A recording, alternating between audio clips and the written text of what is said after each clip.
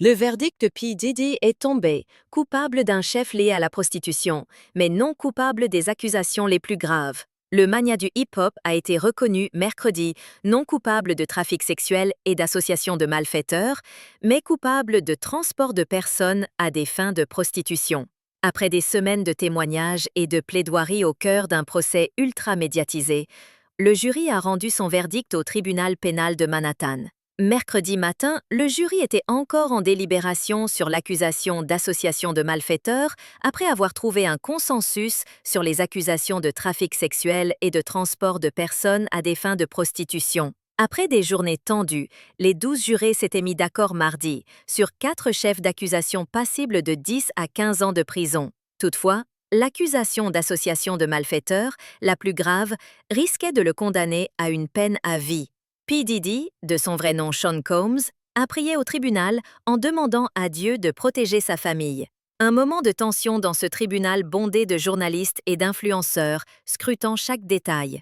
Le destin de ce magnat de la musique, célèbre pour sa carrière de producteur, rappeur et entrepreneur, s'est donc joué sous les yeux du public. Les accusations contre lui sont accablantes. Il est accusé d'avoir forcé des femmes, dont son ancienne compagne Cassie et une autre victime sous le pseudonyme de Jane, à se livrer à des marathons sexuels avec des prostituées tout en les filmant. P. Diddy aurait aussi organisé un réseau criminel pour orchestrer ses freak-offs, des marathons sexuels qu'il dirigeait. Le jury a validé les accusations de trafic sexuel et de transport de personnes entre États à des fins de prostitution, concernant notamment Casey et Jane. Ces actes criminels font partie de 4 chefs d'accusation retenus contre lui. À 55 ans, P. Diddy a marqué l'histoire du hip-hop, ayant découvert The Notorious B.I.G. et connu le succès sous le nom de Puff Daddy avec son album No Way Out. Mais ces années de gloire sont aujourd'hui éclipsées par un scandale sans précédent. Le procès a également révélé des détails sordides. En 2023, Casey a porté plainte contre lui pour viol et accusation de comportement violent et déviant. Ce n'était que le début, car plusieurs autres plaintes ont suivi, aboutissant à ce procès pénal. Les avocats de P. Diddy ont tout tenté pour discréditer les témoins, présentant leur client comme un homme au style de vie polyamoureux qui, selon eux, ne contrevient pas à la loi.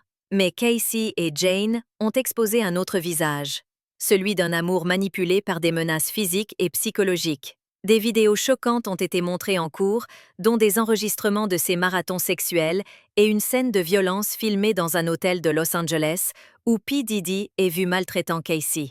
Il avait franchi tellement de limites qu'il ne les voyait même plus, a déclaré la procureure Maureen Comey, soulignant que P. Diddy se croyait intouchable. Le verdict final est un choc pour le monde de la musique et du divertissement. Un magnat devenu coupable d'un crime ignoble, mais échappant aux accusations les plus graves. Un tournant décisif dans l'histoire de P. Diddy qui risque de ternir à jamais l'héritage qu'il avait bâti avec tant de succès.